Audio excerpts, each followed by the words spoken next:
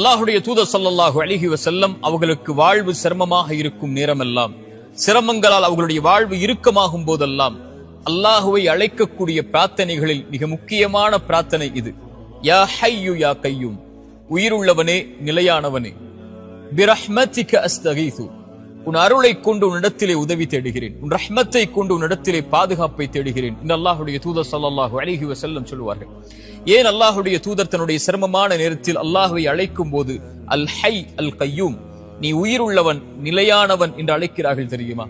குர்ஆனில் அல்லாஹ் ரப்புல் ஆலமீன் அவனுடைய மகத்துவமிக்க வசனங்களாக பதியக்கூடிய வசனத்தில் ஒன்று ஆயத்துல் குர்சி, நாம் அறிந்தது.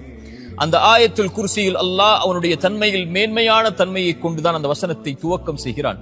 அல்லாஹுல் லதி லா இலாஹ இல்லாஹு அல் ஹை அல் கய்யூம், அவன் உயிருள்ளவன் நிலையானவன் என்று அல்லாஹ் ரப்புல் ஆலமீன் அவனுடைய மகத்துவமிக்க வசனத்தில் அல்லாஹ் கூறும்போது